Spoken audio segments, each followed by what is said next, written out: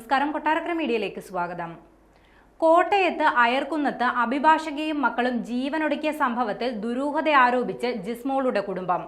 മകൾ ഭർതൃവീട്ടിൽ നിന്നും ശാരീരിക മാനസിക പീഡനങ്ങൾ അനുഭവിച്ചിരുന്നതായി ജിസ്മോളുടെ പിതാവ് പറയുന്നുണ്ട്.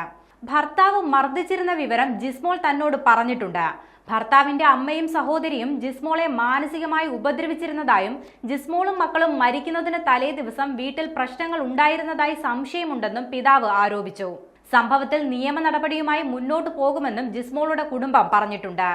അതേസമയം അമ്മയും മക്കളും മരിച്ചത് ശ്വാസകോശത്തിൽ വെള്ളം നിറഞ്ഞാണെന്നാണ് പ്രാഥമിക നിഗമനം. ജിസ്മോളുടെ കയ്യിലെ ഞരമ്പ് മുറിച്ചിട്ടുണ്ട്.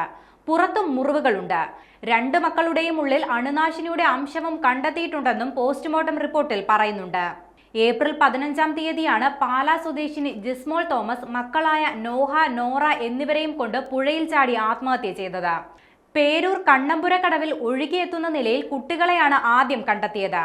തുടർന്ന് നാട്ടുകാർ ചേർന്ന് രക്ഷാപ്രവർത്തനം നടത്തി കുട്ടികളെ കരക്കെത്തിച്ചു. ഈ സമയത്ത് തന്നെയാണ് ജിസ്മോളെ ആറുമാനൂർ ഭാഗത്തു നിന്നും കണ്ടെത്തിയത്. കുടുംബ പ്രശ്നങ്ങൾ മൂലമാകാം ആത്മഹത്യ ചെയ്തതെന്നാണ് പോലീസിന്റെ പ്രാഥമിക നിഗമനം. മരണകാരണം സംബന്ധിച്ച് പോലീസ് അന്വേഷണം നടത്തിവരികയാണ്. പരിശോധനയിൽ ജിസ്മോളുടെ മുറിയിൽ നിന്നും പോലീസ് വിഷക്കുപ്പി കണ്ടെത്തിയിട്ടുണ്ട്. യുവതി നേരത്തെ കൈമുറിച്ചും ആത്മഹത്യയ്ക്ക് ശ്രമിച്ചിരുന്നതായും വിവരമുണ്ട്. ഏറ്റുമാനൂർ നീറിക്കാട് തൊണ്ണൻമാവുങ്കൽ ജിമ്മിയുടെ ഭാര്യയാണ് മരിച്ച ജിസ്മോൾ. അഭിഭാഷകയായ ജിസ്മോൾ ഹൈക്കോടതിയിലും പാലായിലും പ്രവർത്തിച്ചു വരികയായിരുന്നു. നേരത്തെ മുത്തോലി പഞ്ചായത്ത് വൈസ് പ്രസിഡന്റായും ജിസ്മോൾ പ്രവർത്തിച്ചിട്ടുണ്ട്.